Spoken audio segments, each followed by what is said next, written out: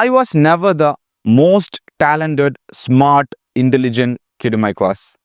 In fact, തുടക്കത്തിലൊക്കെ class ടെസ്റ്റൊക്കെ നടക്കുമ്പോൾ ഏറ്റവും ലീസ്റ്റ് മാർക്ക് വാങ്ങുന്ന, ഏറ്റവും കുറവ് മാർക്ക് വാങ്ങുന്ന കുട്ടികളുടെ കൂട്ടത്തിലായിരുന്നു ഞാൻ ഉണ്ടായിരുന്നത്. But when I say that, ഒരു കാര്യം ഓർക്കണം, ഇത് CA ഇൻ്റർമീഡിയറ്റ് ആണ്.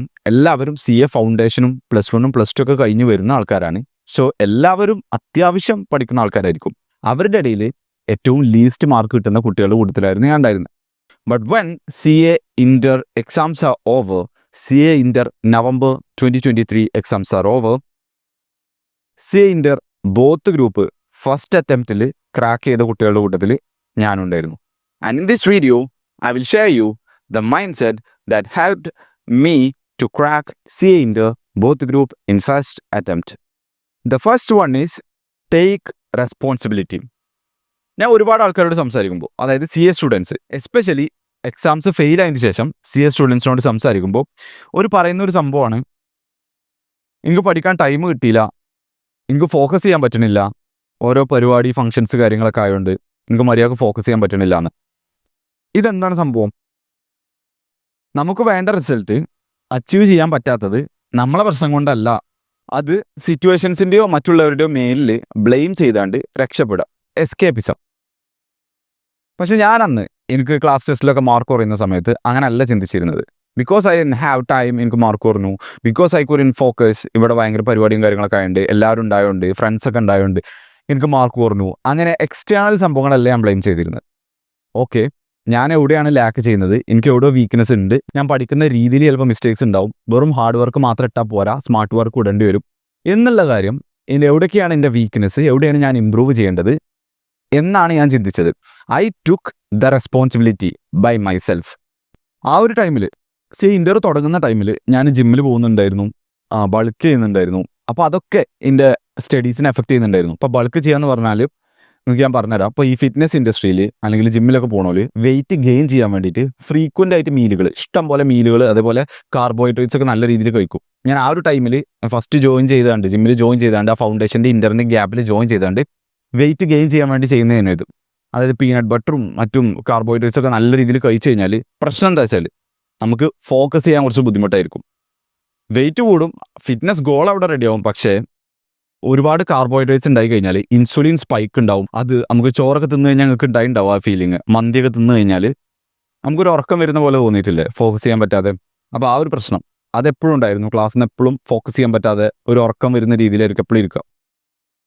അതുപോലെ ജിമ്മിൽ പോയി വരാൻ നല്ല ടൈം എടുത്തിരുന്നു. അവിടെ വർക്കൗട്ട് ചെയ്യാൻ ഒരു 1.5 മണിക്കൂറും പോയി വരാൻ ഒരു അരമണിക്കൂർ, അങ്ങനെ 2-2.5 മണിക്കൂറൊക്കെ. പിന്നെ നമ്മൾ കുളിച്ച് ഫ്രഷായി കാര്യങ്ങളൊക്കെ ചെയ്യുമ്പോഴത്തേനും നല്ലൊരു മേജർ പാർട്ട്, ആ ഒരു ദിവസത്തെ പഠിക്കാനുള്ള ഒരു മേജർ പാർട്ട് അങ്ങനെ മിസ്സാക്കി കളയേണ്ടിയിരുന്നു. അപ്പോൾ ഞാൻ മനസ്സിലാക്കി, ഇങ്ങനെയൊക്കെ ഞാൻ മിസ്റ്റേക്സ് ചെയ്യുന്നത് കൊണ്ട് എനിക്ക് മര്യാദക്ക് സ്റ്റഡീസിൽ ഫോക്കസ് ചെയ്യാൻ ആ ഒരു ടൈം കിട്ടുന്നില്ല. അപ്പോൾ ഞാൻ ആ റെസ്പോൺസിബിലിറ്റി എടുത്തു. എന്നിട്ട് ഞാൻ എന്ത് ചെയ്തു, വർക്കൗട്ട് വീട്ടിലേക്ക് മാറ്റി. അതുപോലെ ഞാൻ ഫുഡ് കുറച്ച് കണ്ട് എന്ത് ചെയ്തു, ഇൻ്റർമീഡിയറ്റ് ഫാസ്റ്റിംഗ് ട്രൈ ചെയ്തു. അപ്പോൾ നമുക്ക് പ്രയോറിറ്റീസിനോട് നോ പറയേണ്ടി വരും. ഫ്രണ്ട്സിൻ്റെ ഒപ്പം പോകാൻ പറ്റുന്നുണ്ടാവില്ല, അങ്ങനത്തെ സിറ്റുവേഷൻസ് ഒഴിവാക്കേണ്ടി വരും. ഇതുപോലെ പല സാക്രിഫൈസുകളും ചെയ്യേണ്ടി വരും. മറ്റുള്ളവരെയും സിറ്റുവേഷൻസിനെയും ബ്ലെയിം ചെയ്യാൻ ഭയങ്കര സുഖമാണ്, പക്ഷേ റെസ്പോൺസിബിലിറ്റി എടുക്കാൻ അത്ര സുഖമല്ല. ആവറേജ് ആൾക്കാർ അങ്ങനെ ചെയ്യൂല. If you ask average people, they always blame others. And average people with average mindset cannot crack CA exams.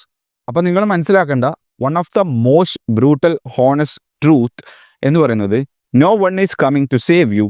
നമ്മൾ തന്നെ റെസ്പോൺസിബിലിറ്റി എടുത്തുകൊണ്ട് നമ്മൾ തന്നെ മുമ്പേക്ക് പോകണം.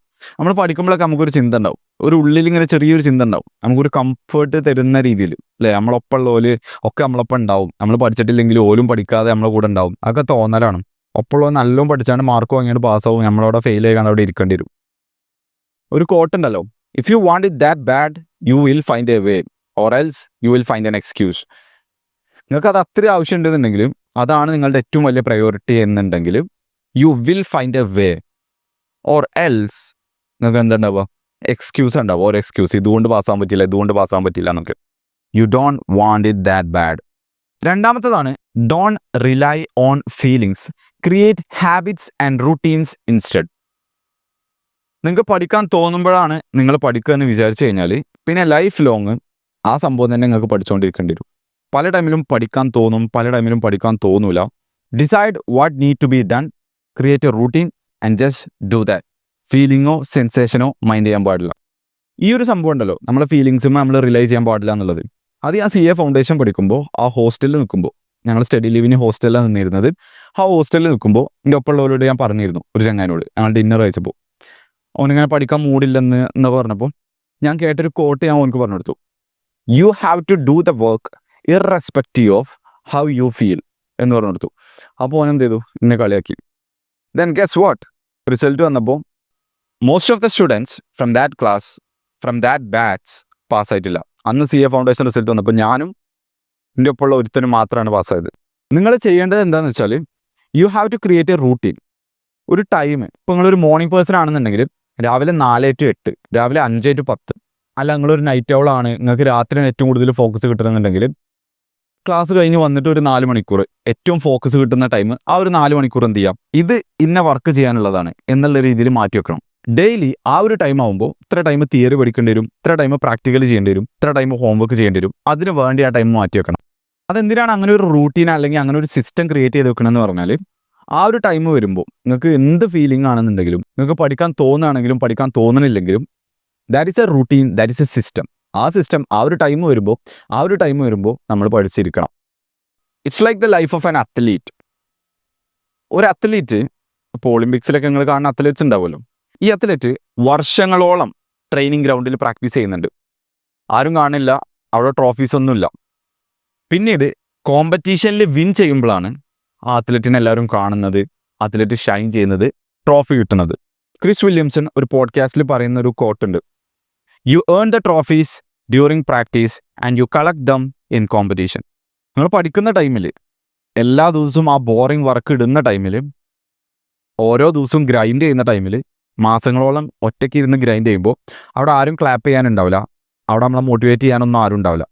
It's not the dreams what matters, but what you do daily to achieve those dreams matters.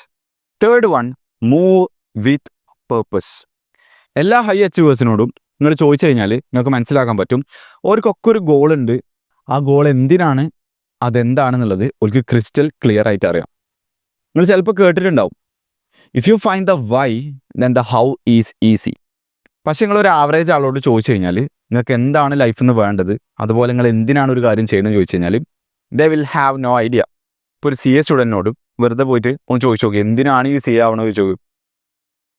Most of the students don't have any idea. Like ഇങ്ങനെ കാര്യം പറയാം, എനിക്ക് ക്വാളിഫിക്കേഷൻ എന്തെങ്കിലും വേണം, കുറച്ച് കഴിഞ്ഞാൽ എന്തെങ്കിലും ജോബിനൊക്കെ കയറണ്ടേ, ജീവിച്ചൊക്കെ പോകണ്ടേ, അപ്പോൾ നമുക്ക് എന്തെങ്കിലും വേണ്ടേ, നമുക്ക് എന്തെങ്കിലും കരിയർ വേണ്ടേ. This is their reason. എന്തെങ്കിലുമൊക്കെ ആവണ്ടേ, എന്തെങ്കിലും ക്വാളിഫിക്കേഷനൊക്കെ വേണ്ടേ എന്നുള്ളത്. I have to be the best CA in India, അല്ലാന്നുണ്ടെങ്കിൽ സെലിബ്രിറ്റി ക്ലയൻസുള്ള CA, അതല്ലാന്നുണ്ടെങ്കിൽ എൻ്റെ ഫാമിലിനെ എനിക്ക് സപ്പോർട്ട് ചെയ്യണം. അങ്ങനെ എന്തെങ്കിലും ഡീപ്പായിട്ടുള്ള ആക്ച്വൽ റീസൺ അത് നിങ്ങൾ ഫൈൻഡ് ചെയ്യണം. I don't care what it is, but you have to find a reason. അങ്ങനെ ഒരു റീസൺ ഉണ്ട്, അങ്ങനെ ഒരു ഗോളും ഉണ്ട്. അതിനുശേഷം എന്ത് ചെയ്യാം, ആ ഗോളിനെ സ്മോൾ സ്റ്റെപ്സുകളാക്കിയാണ്ട് ബ്രേക്ക് ഡൗൺ ചെയ്യാം. ലൈക്ക് ഈ ഒരു സംഭവം ഞാൻ തീരുമാനിച്ചു, എനിക്ക് ഇവിടെ എത്തണം, ഫസ്റ്റ് അറ്റംപ്റ്റിൽ ക്രാക്ക് ചെയ്യണം. ടു ഡു ദാറ്റ് ഞാൻ ഇനി എന്തൊക്കെ ചെയ്യണം എന്നുള്ളത് എന്ത് ചെയ്യുക, ഓരോ സ്റ്റെപ്സ് തീരുമാനിക്കാം. ഇത്ര ടൈം, ഇപ്പോൾ ഒരു ദിവസത്തെ ഞാൻ സ്റ്റഡി ലീവ് ആണെന്നുണ്ടെങ്കിൽ ഒരു ദിവസത്തെ ഞാനൊരു 12 മണിക്കൂർ പഠിക്കുന്നുണ്ടെന്നുണ്ടെങ്കിൽ ആ 12 മണിക്കൂർ ഞാൻ ഡിവൈഡ് ചെയ്ത് കഴിഞ്ഞാൽ ഒരു 6 മണിക്കൂർ തിയറി, ഒരു 4 മണിക്കൂർ പ്രാക്ടിക്കൽ, ഒരു 2 മണിക്കൂർ ക്വസ്റ്റ്യൻ പേപ്പർ പ്രാക്ടീസ് എന്നുള്ളൊക്കെ രീതിയിൽ എന്ത് ചെയ്യാം. ഞാൻ എക്സാമ്പിൾ പറഞ്ഞാണ്, നിങ്ങളുടെ സ്ട്രെങ്ത്തിനും വീക്ക്നെസ്സിനൊക്കെ അനുസരിച്ച് അത് സെറ്റ് ചെയ്യണം. Then treat it like A mission. It is the most important, it is the priority. പരിപാടികൾ ഉണ്ടാവും, ഫങ്ഷൻസ് ഉണ്ടാവും, ഫ്രണ്ട്സ് ചിലപ്പോൾ പുറത്തു പോകാൻ വിളിക്കും, അങ്ങനെ പല കാര്യങ്ങളും ഇടയിൽ വരും. Decide what is the priority. Do you want crack, do you want win, or repeat year after year after year after? What's you choice? അത് തീരുമാനിക്കാം. രണ്ടും കൂടിയും ഞാൻ ബാലൻസ്ഡ് ആയിട്ട് നടന്നുകൂടെ എന്ന് ചോദിച്ചു കഴിഞ്ഞാൽ ആകെ അത് 8-9 മാസമുള്ളൂ സ്റ്റഡി പീരീഡ്. ആ ടൈമിൽ ബാലൻസിനെ കുറിച്ച് ചിന്തിക്കേണ്ട ആവശ്യമുണ്ടോ? I don't think so.